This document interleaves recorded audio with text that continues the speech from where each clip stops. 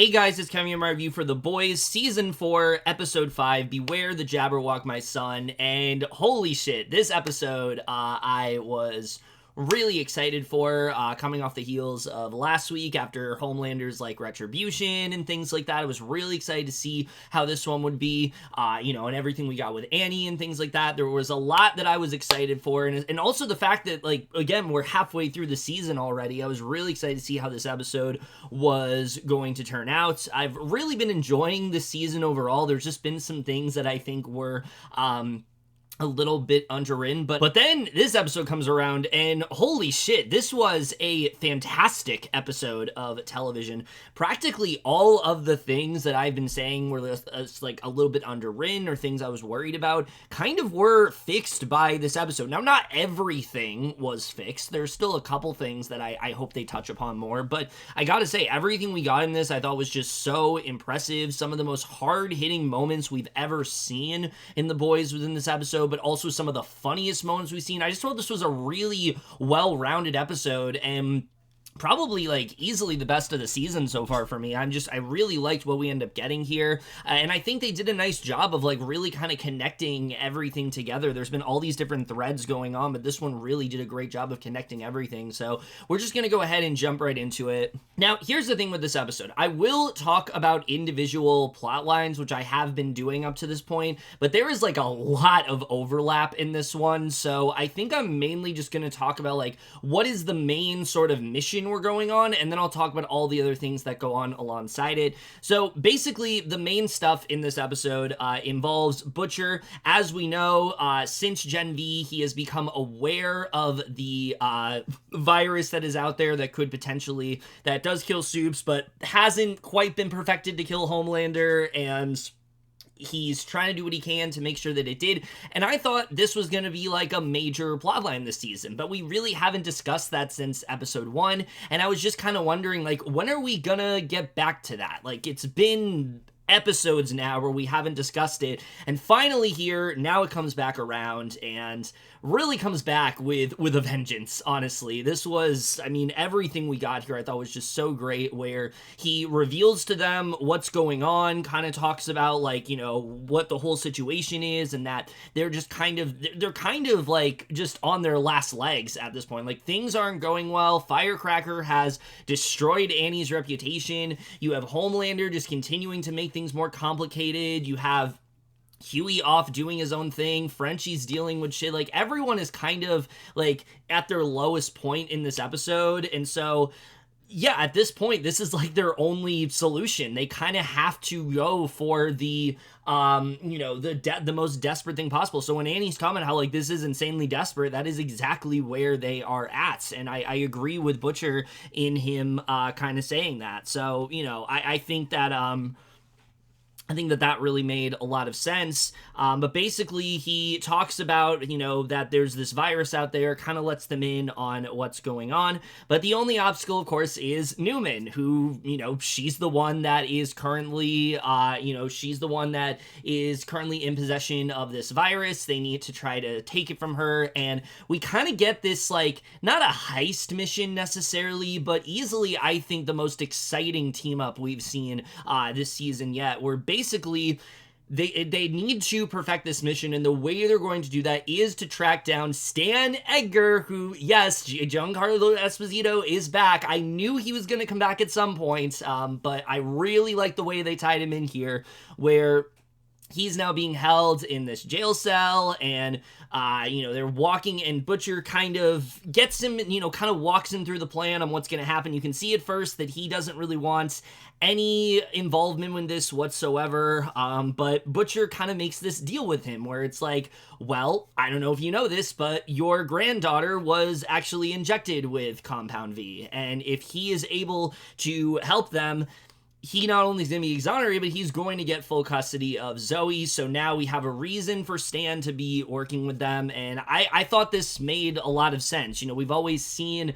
that Stan has this love for Newman, but I think we really dive into this episode how possessive he was towards her, and how he kind of had this control towards her that he doesn't have anymore. And I think they really did a great job of showcasing that within this episode is what is his real mission here. And I was happy to see, you know, I was wondering if this was going to be like a one-off sort of thing where we only see Stan in this episode and then we don't see him again. But from the looks of it, it definitely seems like we're going to see more of him, which I was really happy about.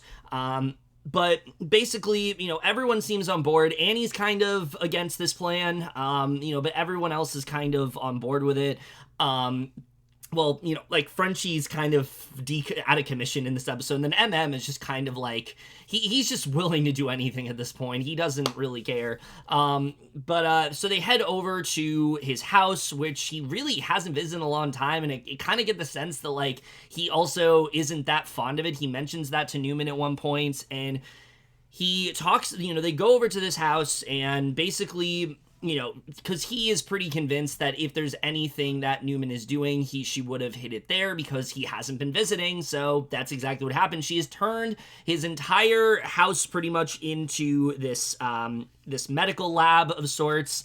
There are these hazmat suits. There's like broken glass. There's cages with animals everywhere, and you know, from there, I think we knew, like, oh, this is going to be a good one. Like, the moment we saw that, I was like, there's going to be some really crazy shit that happens in this episode, and boy, did it ever, because Frenchie, he comes across this fridge, their noses start bleeding, and in walks Newman, and ends up being alerted that they're there because of Stan's ankle monitor, so now you even have Newman teaming up with them, and what I like about this is we get to kind of see a different side of Newman in this episode. She's still very selfish and has this very, like I said, sort of, you know, she has this very, like, controlling sort of attitude, but I like that we get to see her team up with some characters that we really haven't seen much interaction with. I thought that was something that this episode did a really good job with.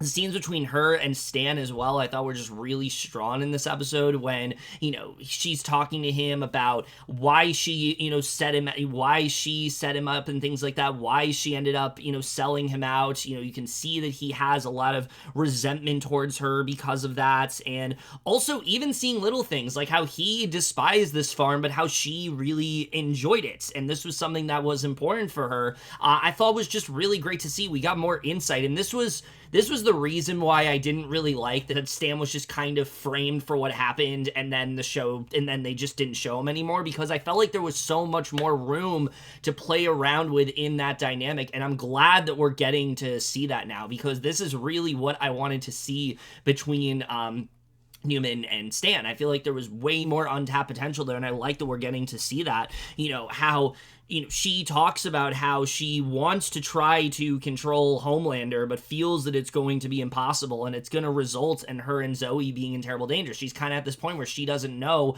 what to do. She thinks is the only way to do that, and I like that he calls her out for it, but, like, she says, like, he is the reason that she is like this, you know, because, and he calls her out. I like they both have this, like, resentment towards each other. There's a lot of things that Stan did, Newman is, you know, rightfully pissed at, and there's stuff that Newman did that Stan is rightfully pissed at. I think this changes their dynamic in such an interesting sort of manner where he doesn't feel like this, like, father figure towards her anymore. More so, he feels like the disapproving father figure at this point. Like, he's not happy with any of the choices that she's made, but she is this, you know, like, not give a fuck sort of can-do attitude that she's just going to continue to, you know, do things the way that she is. And that's the thing with Newman, is that she's always 10 steps ahead of everybody, and I think we really see that within this episode. Even getting some insight into why she has withheld her powers and kind of blaming him for that, because he was the one that kind of forced her to do that. Again, it reframes their whole relationship in such an interesting way that we didn't really get to see in either season that they were there, and I really like getting to see that now. Like I said, I feel like there was so much more room to explore between these two characters, and honestly, not having Stan there when Newman's still there, it just kind of makes her character character not as interesting. Now having Stan back in the fold, it makes her character that much more dynamic. It adds these layers to her that I think otherwise wouldn't be there. So I really like what we got between those two characters in this episode. But we also find out that immediately she believes that they hurt someone named Samir. We don't know who Samir is. We eventually come to realize that Samir is actually Zoe's father, who Stan also doesn't approve of because he got her pregnant and things like that. But basically, you know, but basically I like that Stan, you know, lets her know that, like, if she kills any of them, he is going to expose her. They have that leverage on her. So again, it's just such an interesting sort of dynamic there, the way that all plays out. But of course, the real crescendo of this episode comes in the form of this farm, where they see right away there's this lab assistant that has been not just killed, but like maimed to death. They have no idea what's going on. And they realize that all the animals very quickly have been mutated and dosed with V. You have this chicken that's attacking them. You have like killer sheep that are flying. You have this bull that's going after them. I mean, you want to talk about the boys at its absolute like zaniest. This was such a great example of that, and just, I think, an example of what they do best. It didn't feel too over the top. It felt like it made sense with the world we've come to know, but it's also the kind of ridiculous stuff that this show just really excels at, and I just really enjoyed getting to see all those moments of them just freaking out with these animals anywhere. And we eventually find out that this occurred because of Samir. He ended up dosing, you know, basically he ended up dosing this, basically, he ended up giving the V to a hamster to test the virus on to see if it was going to work, and instead it got loose. It didn't work out. It trashed the lab, and all this water and, you know, all the V ended up leaking into the water, so it's affected all the animals, and all of them are going crazy, and there's only one dose left that could potentially save them. So, you know, initially what they are going to do is... what they ultimately decide to do is give this dose to the guy that has died. I forgot his name, but the lab assistant that got maimed. They end up giving it to him, and it ends up working out pretty well. All these animals start falling from the sky. The scene where they were falling and then they just like literally laid down and died, I thought was just such a hilarious moment. Probably the funniest moment, though, was Stan saying he has no idea how all of them have still survived. I mean, I thought that was just such a great moment. But again, I love this whole sequence. I love the way that was all done. But, you know, this mission ends up going down. They don't end up getting the virus by the end of the episode, and as such, Stan is not exonerated. He's going back to prison. He's very frustrated by it, but again, he didn't comply to the deal. He didn't try to get the virus from Newman. He just kind of, you know, he folded. He didn't, you know, he didn't stay true to his word. So I totally understand why they didn't end up giving it back, why they didn't end up, you know, granting him the, you know, immunity and granting him the deal that they promised and things like that. However, before he's sent back to jail, we see Newman actually has a change of heart and she kills the driver. So this shows me that even though these two have this resentment towards each other right now and they have a lot of issues on their own that they need to work out, Stan is still very valuable for Newman, and she clearly has her own sort of plan, and I really don't know where this is going to go. Like, what is the overall mission here? Because it's not like Stan can just come back to Vought. He's been outed. He's been, you know, he's been blamed for things. He's the one that people have been constantly, you know, putting the blame towards. Homelander's the one very much in charge of things now. So I don't really know where this is going to go, but this is such an intriguing idea. I don't know what they're really going to do. But the other big part of this is Samir. After this whole thing happens with the animals falling from the sky, Samir is seemingly gone with only his leg left, so we don't really know what's going on there. We'll talk about that in a little bit. But like I said, I really enjoyed this plotline a lot. It was kind of classic The Boys, where they're going on this crazy mission and all this shit ends up happening.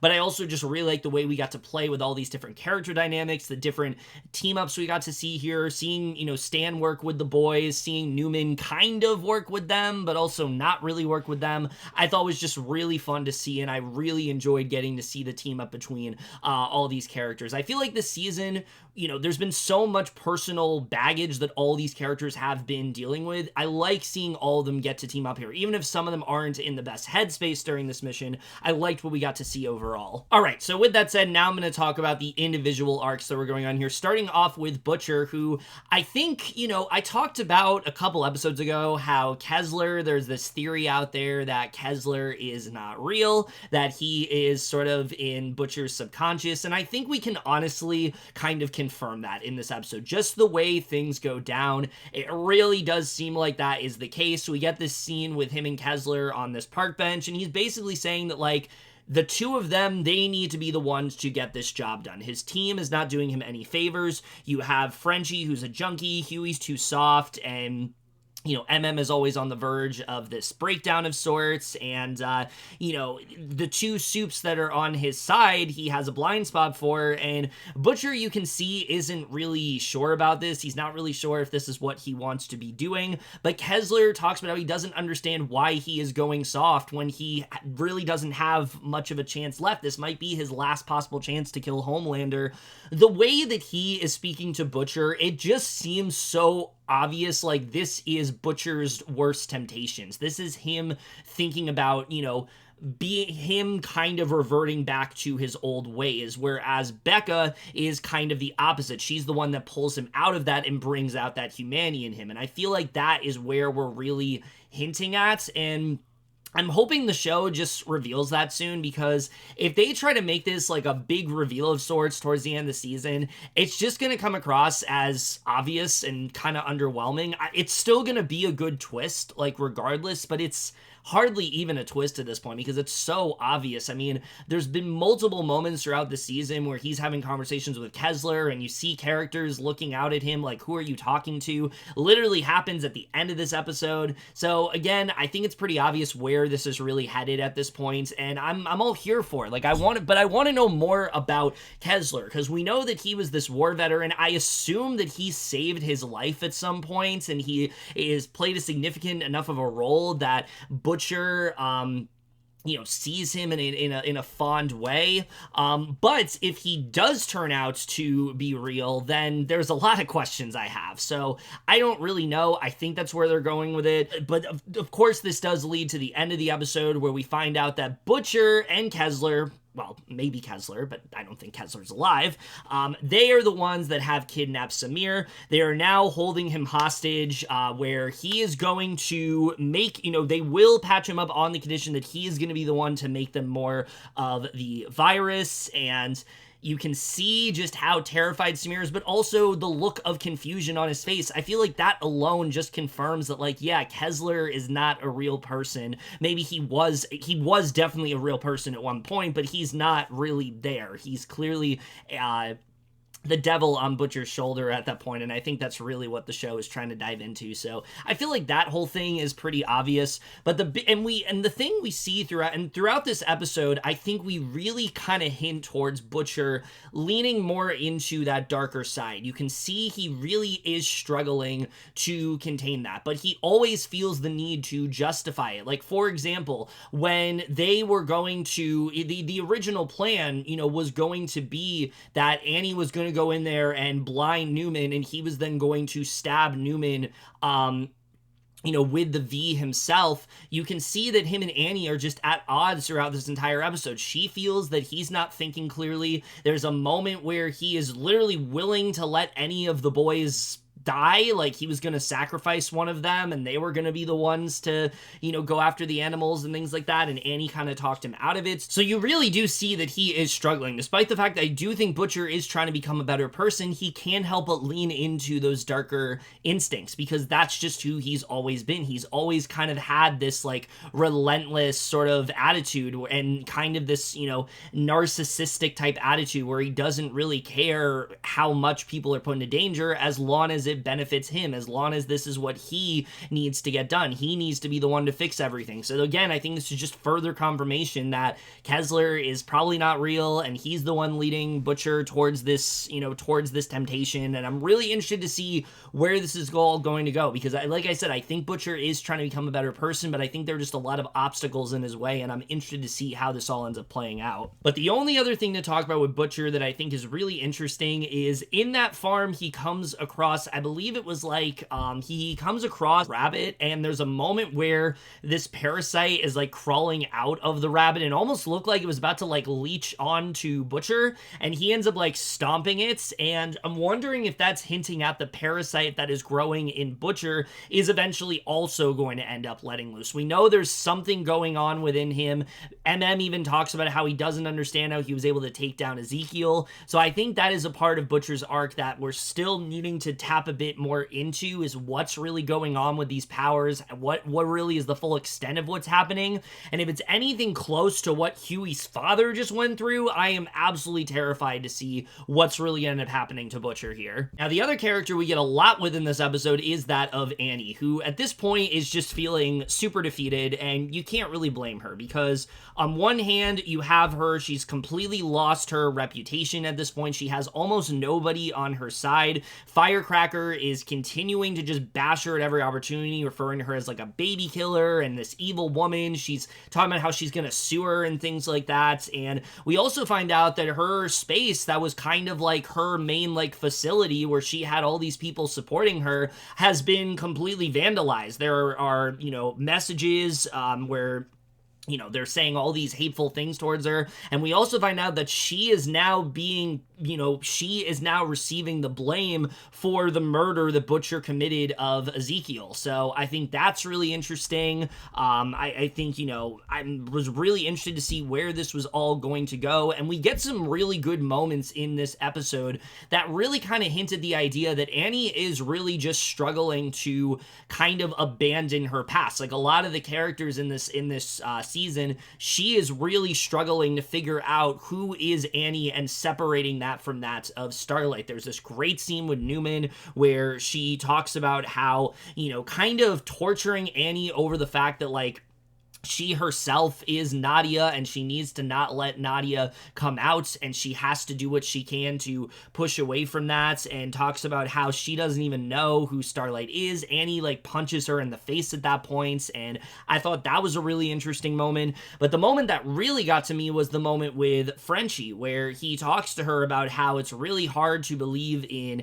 everything. They're talking a bit about like faith and things like that, and Annie talks about the idea of forgiveness, which she feels is very important, and we'll talk about Frenchie in a little bit, but you really see how much Annie is struggling throughout this episode. So I'm really interested to see where this is all going to go. We don't get a lot of resolution with her character in this episode, but we just really see how much she is continuing to struggle. But Frenchie is the character that I really like the way they handled things in this episode. I talked about last week how I was starting to feel like his whole arc with Colin was just really not doing it for me as much, but this episode I kind of came back around on what they were doing with Frenchie here, where we see at this point he is just feeling so much immense guilt and self-hatred for what he did to Colin. He has this conversation with Annie. He talks to her about how, he feels that his forgiveness is not worth having, that he needs to, that he is this irredeemable killer and he should be,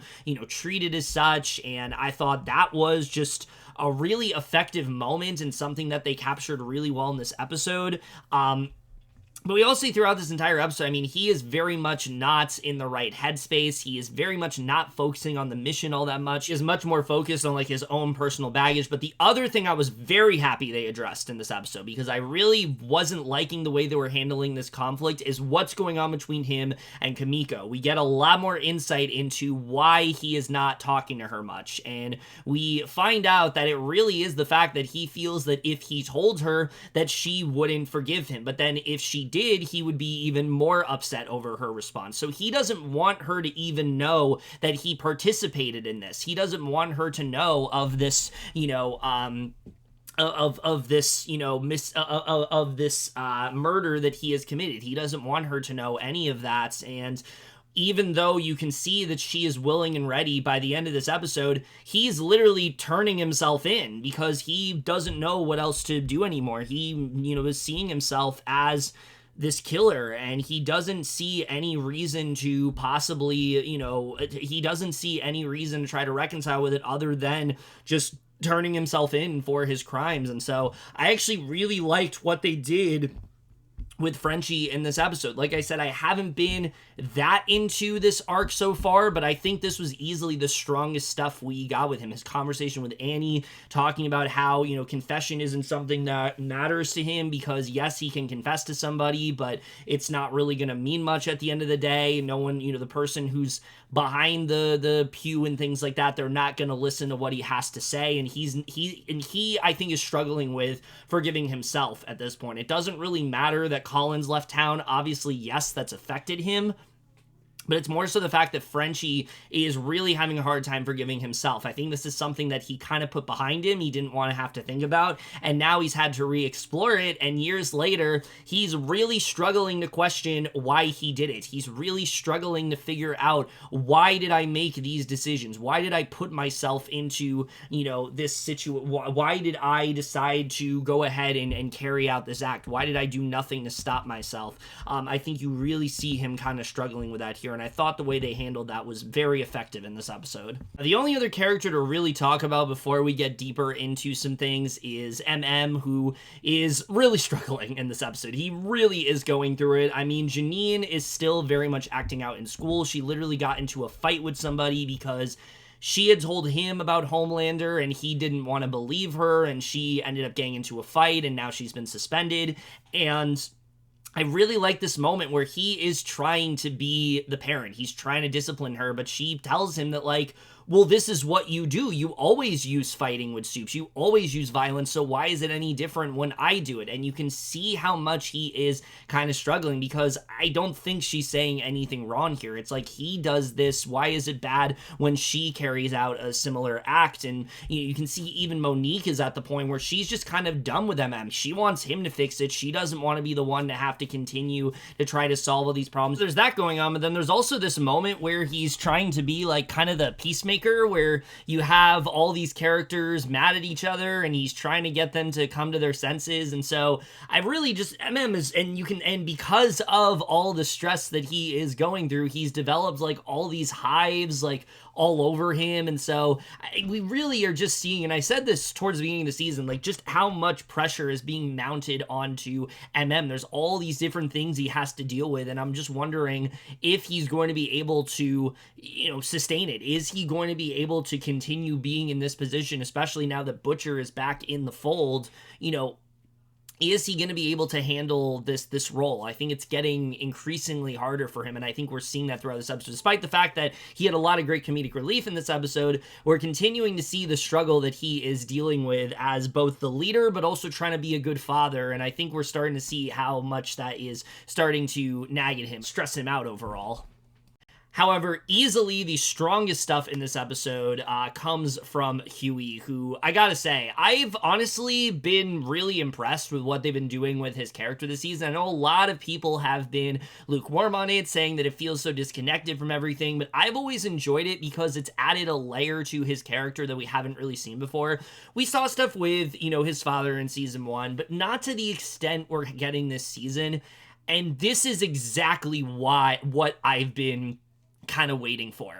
Everything we got with him this week was absolutely incredible, and I think in the same way, like, the Homelander stuff was so strong in that episode that, like, everything else wasn't on that level. That's kind of the case with Huey, although I do think there was some really great character work this week. Undisputably, Huey had the strongest stuff out of anyone in this episode, because after the events of last week, Huey Sr. is now alive and well. He seems to have no memory of the stroke or this comatose state that he's been in. He's instead remembering something about, like, pizza rolls, and he's talking about how he thinks that, you know, he shouldn't be alive if it was as bad as they say. And what I really like about what they did with his arc in this episode is that you start to see the positive and negative effects of the V. At first, things seem to be okay. You see his mom is talking to Huey about how, yes, she is the one that gave him the V, and here's what I will say. I did hear a theory that people think that Huey's mom is not real. I think we can easily put that to bed with her fessing up to the fact that, like, yeah, she was the one who gave him the V. She explains that, like, he's gone without one parent in his life all his life. She doesn't want him to lose another one.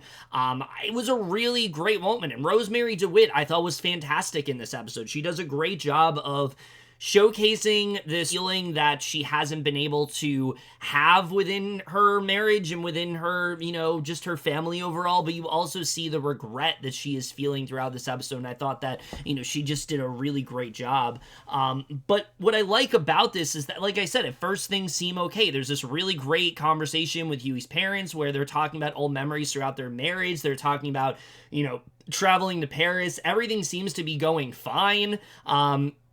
And this is amazing for Huey. You can see the elation within him, but also the disbelief that he's in. He's never really got to experience this. Just seeing his parents, you know, enjoying themselves and talking about all these things they can look forward to, you get this feeling that it just feels a bit too good to be true. You're kind of waiting for that other shoe to drop. There's this moment where Huey's mom gives him this engagement ring to propose to Annie with, which he says that they're not ready, but she ends up giving this over to him. I think this is kind of her way of showcasing the love that she has for Huey, like showing him that she's legit, that she actually does care about him, she's listened to things that he said. So that was a really great moment. But even in this conversation, you can tell that there's something that's a little bit off, because there's a moment where Huey's mom goes to the bathroom and, you know, Huey takes this time to talk to his dad about why he gave over power of attorney to his mom, and Huey Sr. kind of talks about how Huey has this issue with not being able to separate his emotional attachment to people. He holds on tight to everyone, and I feel like this both sums up Huey's character, but also kind of foreshadows what he's gonna have to do later on in this episode, where he needs to let go of some of that emotional attachment. We've seen that so much throughout the show. You know, for example, while everyone's been doubting Butcher, he was the one that held out hope. While there were characters that others were wary of, he was the one that held out hope. He always has this emotional attachment, and he can't get rid of that, and that's both a positive and negative. You, like A-Train, he couldn't separate that hatred for him because of him killing his girlfriend, and we can see that. I think that's what Huey's really trying to deal with this season, is separating that emotional attachment or that emotional connection to them. I think that's something we're going to see him do this season. But even in this conversation, when Huey's mom is, you know, when Huey's mom goes to the bathroom, there's a moment where he forgets where his wife went, and you're like, the second that happened, I was like, oh god, this is not going to go well at all. And at first, I was wondering if this is all we should have gotten in this episode. Should they have played the rest of this over a season? And yes, I think they could, but I think that Huey has been so separated from the boys this season, I think it made sense to wrap this plot line up in this episode, where we see that he's, you know, his dad has left his hospital bed, we don't know what's going on, and we find out that now his dad, because of the V, he has this ability to where he can literally phase through people, but it's not in a voluntary way. This is something that he can't control. He's just kind of going through people like he's a ghost, like he isn't there. There's a moment where he's pulling out he killed a patient by pulling out his heart. There's another patient he goes to, and he just like phases right through him, and it's absolutely horrifying to watch. But my god, Simon Pegg has really never been better in this show. I mean, he's been really good in this season, but this was like Emmy worthy stuff. The moment where he is like terrified of what he ended up doing, confused as to where he is, not being able to fully understand the extent of his powers, and not really even being able to fully control it. I mean, such an incredible moment, and he just absolutely nailed everything that character was going through. I know people are saying that, like, they kind of wasted him this season. I really think this episode made up for it. Like, this is absolutely the reason why they brought his character back, because they've never really been able to do that much with him. Here, we really get to see Peg's talents, and I was just so impressed by his performance in this episode.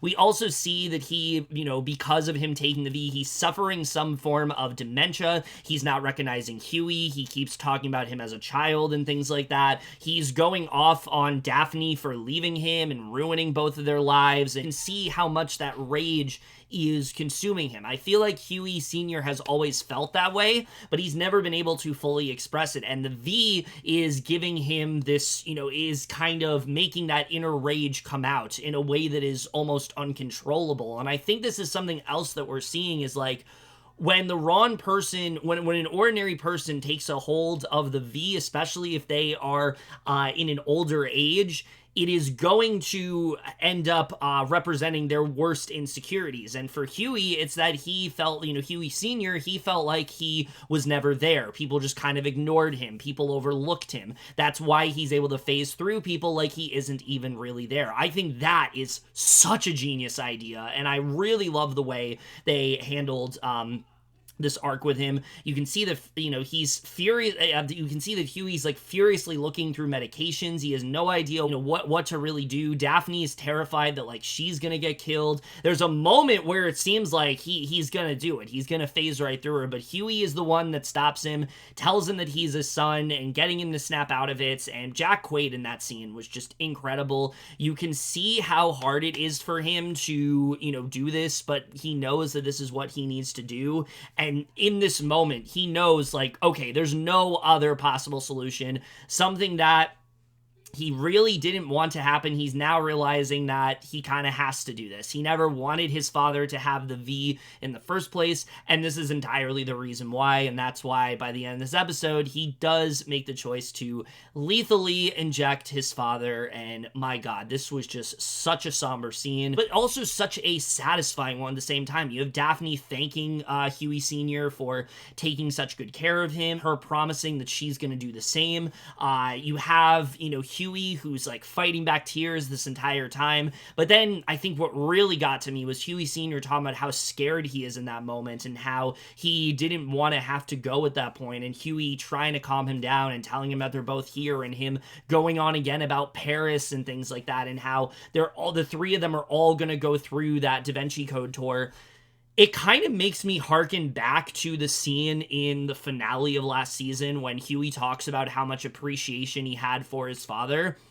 I feel like that makes this plotline so much more fulfilling. They were kind of setting up the idea that Huey is going to feel this regret that he didn't spend more time with his father, that he's going to have to reconcile with that. He's not going to be able to have that bond with him anymore. I think they really were kind of hinting at something happening, you know, within that episode. And I think that here, I mean, it really all came together so well. Of course, culminating with Huey Sr. dying and Huey then crying into his mother's arms. I mean, my god, just such an incredible moment. The way this whole plotline was handled, I think has been really well done. Yes, it has been a plotline that we haven't gotten a ton of progression with, but they really dived headfirst into it in this episode, and it really just shows how important of an arc this is for Huey. This is by far the best stuff he has had in a very long time in this show, and I was so impressed by what we got within this episode. Yes, it was very hard to watch. Yes, it was very emotional. But I think considering where Huey's arc has been, in order for him to, you know, be able to fully move on with his past, forgiving his mother, recognizing, you know, some of the things that his dad did and not fully appreciating him, but also getting to that point of forgiving A-Train, I think this needed to happen in order for him to move forward. Now he's had to say goodbye to another parent, but now he gets to, you know, have his mother in his life. And is he willing to do that? Is he willing to forgive? Is he willing to move on? Now he's kind of forced himself to, and you see him now have this deeper appreciation for his mother, realizing the role that she played, realizing how much she actually cared about him, but also realizing what he had to do with his father. As much as he wanted to keep him alive, as much as he wanted to be able to have that life with his parents. He knows that unfortunately that's just not going to be possible. It's just going to make his father that much worse. It's going to make him go down this violent path that, he cannot stop. He knows what it has done to Soups. He doesn't want the same thing to happen to his father, and it made this moment so much more poignant as a result. We had some really great stuff in this episode, but this was by far the best stuff. I was just so impressed by how they handled this arc, and like I said, despite the fact that I think there's been some debate as to whether or not this was an interesting story or not, I don't think anybody can dispute that it really did end in just such an emotionally satisfying manner. Amazing work from Jack Quaid, amazing work from Simon Pegg. Again, just easily, I think some of the most emotional stuff we've ever had in this show. I was so impressed by how they handled this. And then before we get to some more general stuff in this episode, I do want to talk about the Seven real quick, who I will say did not have a ton to do in this episode. This episode was very front-loaded with the boys and Huey.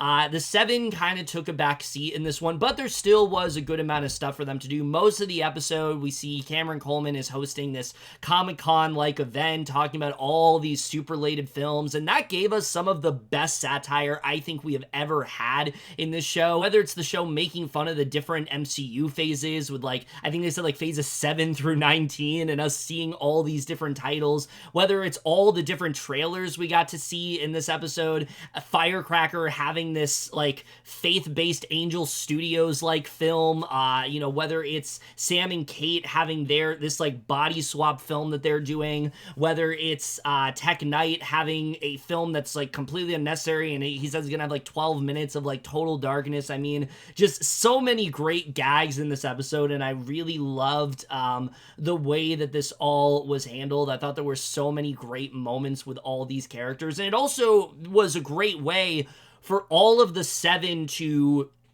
stick together, for all of them to be under this one location, and for all these different conversations to happen as a result. I thought they did a really good job with that. But probably the funniest part of that whole thing was the the moment where they are parodying performative activism and things like that with the diversity unit that they've created, and how they're literally gonna edit a scene with a different drink for white audiences than black audiences. I mean, again, I say it every single week, but the social commentary on this show is just so incredibly on point. And this episode just really solidifies that. Yes, they have been taking a lot of shots at Trump supporters and, the right and fandom menace and things like that.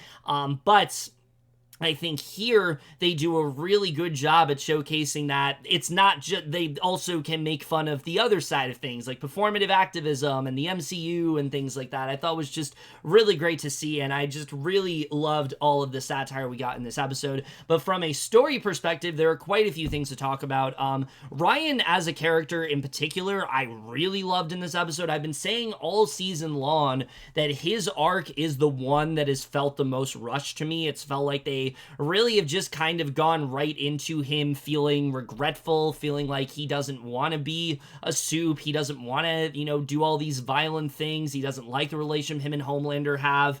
And I've been wanting to see them, I've been wanting to see a moment where he is kind of tempted to go a bit darker and kind of embrace his darker urges. And this is exactly what I was talking about. Everything they do with Ryan here, I thought was fantastic, because we really are starting to see him utilize some of his abilities, whether it's him being told he's going to be in this Super School series and him shutting it down because he doesn't really see the point of it. Even when Adam is trying to tell him, he doesn't budge. He knows that this isn't important. You have Homelander, who at this point I think is completely playing Ryan. I mean, he is absolutely trying to manipulate him into thinking that he's on his side and that he supports him, when in reality I think he really is trying to use Ryan as his puppet of sorts. He's trying to turn Ryan into a mini version of him. I think that really is his overall goal when he's talking to him about how, he's sticking by him with this, Super School series and things like that. You can see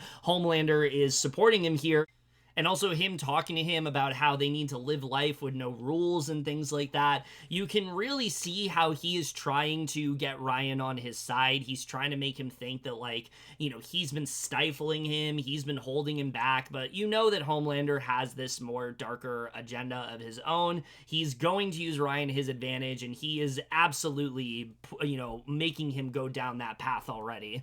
But the real moment comes when he asks Homelander, like, what really is when Homelander asks him, like, what his grand plan really is. And Ryan talks about how he wants to help people. He wants to actually be able to help people. Not fake saves, but real saves. That is what's most important to him. And that seems like, perfectly in line with what we see. But the way he does it in this episode, I mean, we really start to see how much Homelander is getting to him. Homelander is encouraging him to do that.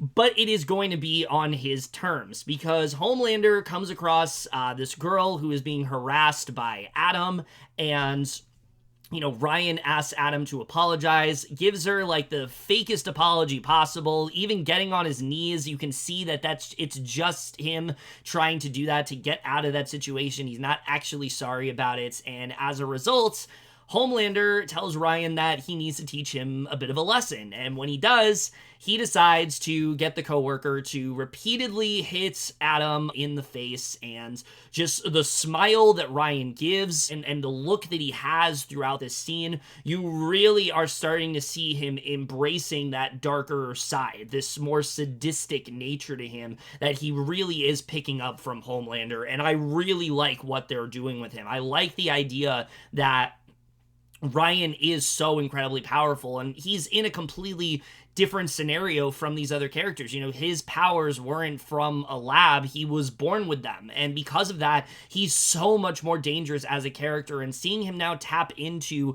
those darker urges really makes me worried on how this is all going to go. I don't know if Ryan is going to be so willing to go back to Butcher. I don't know if that's what's going to happen. I think he still has this love for Butcher, but is he going to be willing to do that when Homelander is starting to listen to him, but clearly have his own agenda of doing so? I don't know how this is all going to go, but like I said, this is exactly what I've been wanting them to do with Ryan all season. I really like the way they handled this plot line. I hope that we continue to see this moving forward. Get him to a point where he's at his lowest before he eventually is redeemed. I think that's the way to go about this arc, and I really like the way they handled things with him in this episode. Now, as far as the rest of the seven go in this episode, there isn't a lot going on with them. We get this really great moment with A-Train where we find out that Sage is kind of starting to catch on to the fact that, yeah, he was the leak. It was not Annika. She's now aware that that's what's going on, and you can see that she's starting to pick up on that.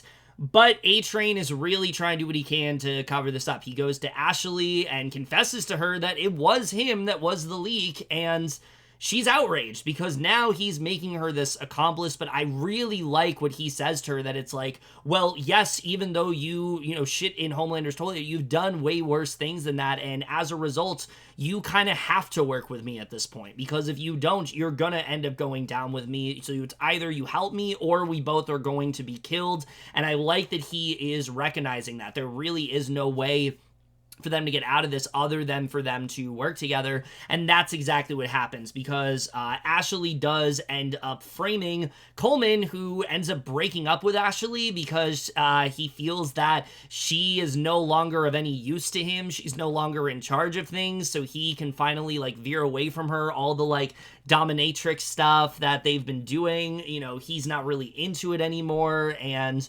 Ashley is obviously not pleased about this. This is not something that she is happy about at all. And as a result, she ends up framing him, and there's this moment where Homelander is telling all the characters that they're no longer going to be saviors, they're going to be wrathful gods, and they need to show that, and they end up beating Coleman to death.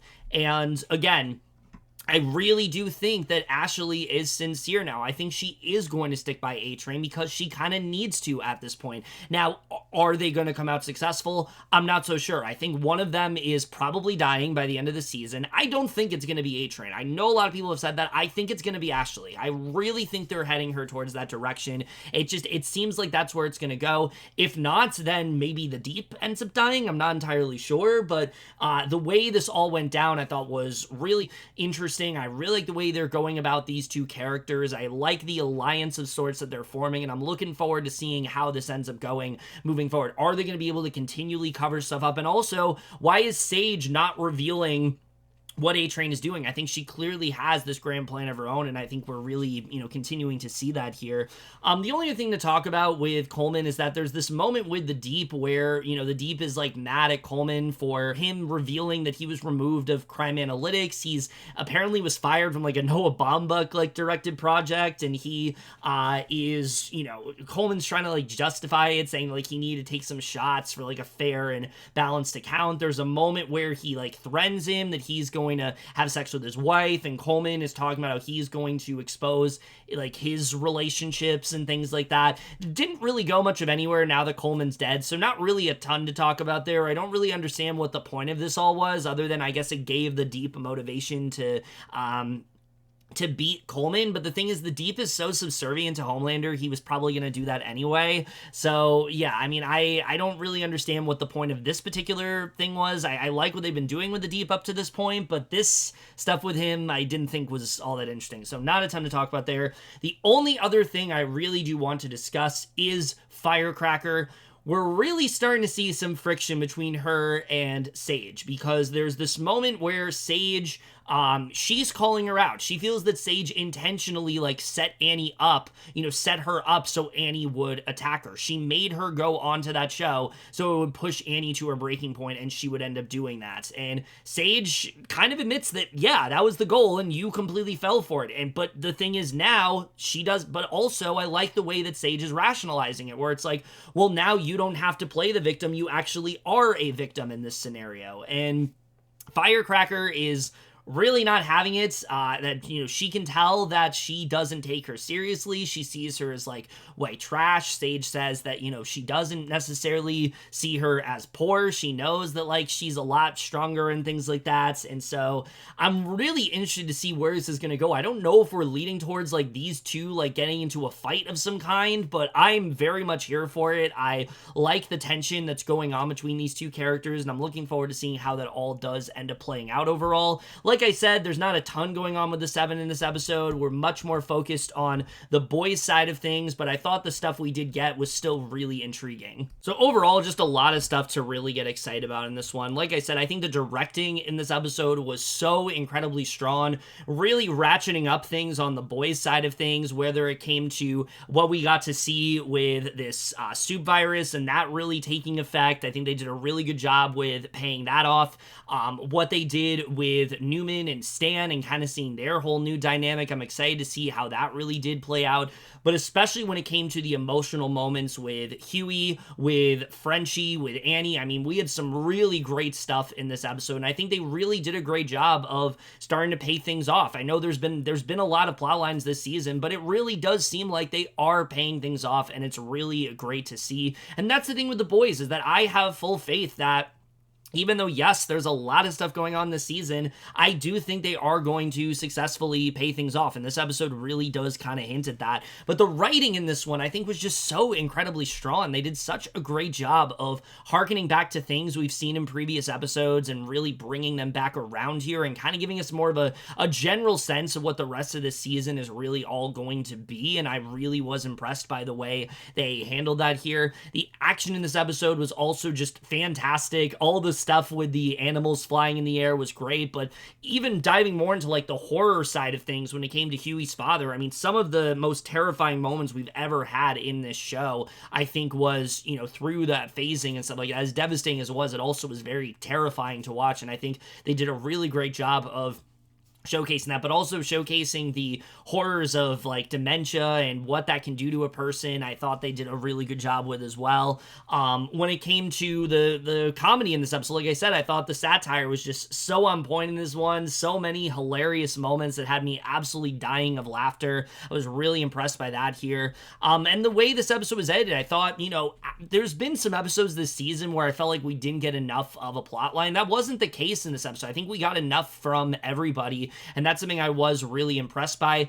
Aside from when it comes to one thing they did in this episode, when it came to everything with Sam and Kate's, I found myself very underwhelmed in this episode. We knew that they were going to come back. I didn't know how significant of a role they were going to have, but considering that they have been building this up the entire season, talking about talking about the Guardians of Godolkin, talking about, how the other four are being framed, are being seen as criminals, and Sam and Kate are, becoming these heroes of sorts. I expected for them to have a bit more to do in this episode, and I just felt kind of underwhelmed. What I'm trying to say is, I'm hoping that this is not all we get with them moving forward, because if it is, it's just going to feel a bit disappointing. I feel like they hinted at them having a bigger role in this season than they really did. And all they really did in this episode was just kind of show their loyalty towards Homelander. We didn't really get a lot of them. It seems like they are eventually going to become members of the Seven, or at least they're affiliated with the Seven in some way. Tech Knight as well, I guess, is now a part of it.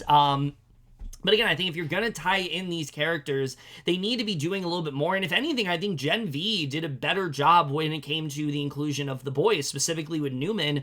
I want to see stuff like that in this show. I think now you have this opportunity to, put these characters in here. I think when you implement these characters into the show, you gotta do something with them, and they didn't do enough with them here. So I'm hoping this isn't all we get with Sam and Kate this season, because if it is, I just felt a little bit underwhelmed, and I wish they would have done a little bit more with that. Also, like I said, the plotline with the Deep in this episode, I wasn't really big on. I want to see more of this dynamic between him and Sage, just because I think they need to be doing a bit more with that. And then this is not something that I'm necessarily have a problem with. I'm just a little worried about. They really need to start showcasing what is Sage's grander plan at this point. There is a reason why she is withholding the information from Homelander about A-Train being the leak. There is a reason why she has caused so much havoc within the Seven, why there's so much tension there, why Ashley's gone rogue, why the Deep is kind of veering away. There's a reason why she's doing this, and I hope they don't wait until the last episode to reveal it, just because, it's been such an interesting plotline this season. I really want to see them start to dive deeper into what her whole motivation really is, because at this point, it's all speculative. All of the things that I'm saying she's doing, it could be a completely different reason as to why she's doing those things. But I'm hoping that they do dive into that. So I'm hoping they do dive into that really soon, because I'm starting to get a little bit frustrated with the fact that they haven't really done much in the way of her backstory and things like that. I hope they're able to do that, and her having this, tension now with Firecracker and things like that. I'm hoping they're able to dive a little bit deeper into that. Other than that, though, I was very impressed by this episode. I think they did a really good job of, like I said, diving deeper into all these plot lines, giving us some character interactions that we really haven't seen much of before. The scene between Annie and Frenchie especially, I really enjoyed. What they did with, what they did with Butcher in this episode, I think is very interesting. It's obvious that Kessler is not real at this point, and I'm just hoping that that's something else that they don't wait until the last episode to reveal. I'm hoping they just kind of get to that soon, because it's either the most obvious thing ever, or it's not, and we're just overthinking. That could also be a possibility. But if that's the case, why is all the characters, every time Kessler's there, giving Butcher this look like he's crazy? So I don't know. I don't know if that's what they're doing, but I'm pretty sure they're leading down a path of Kessler not being real. So we'll see what happens there. Everything they did with, like I said, Newman and Edgar and Stan in this episode, I thought there was some really great tension going on there. What we got with Ryan here, diving deeper into his darker side, I'm wondering how that's all going to pay off. But especially with Huey in this episode, I thought was just so incredibly strong. Some of the best work we have ever seen from Jack Quaid on the show, but also by far one of Simon Pegg's greatest performances he has ever given. I was so impressed by the work that he did in this episode.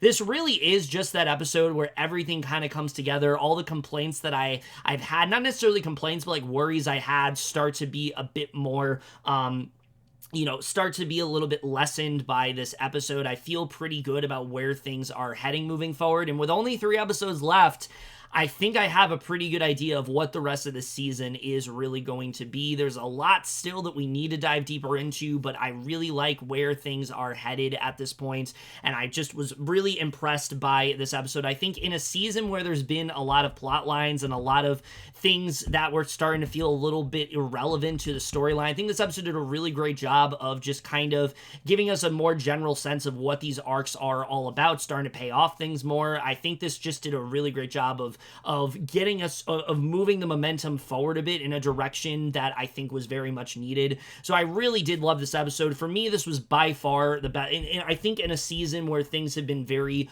overstuffed and things like that, this episode really just moved the plot forward in a very necessary way, but also gave us some really strong character moments, as well as some really outrageous and hysterical moments. I think that's just a perfect example of what The Boys really does do best. And with that said, I think this was easily the strongest episode of the entire season. So I'm going to give this episode of The Boys, Season 4, Episode 5, Beware the Jabberwock, My Son, an A.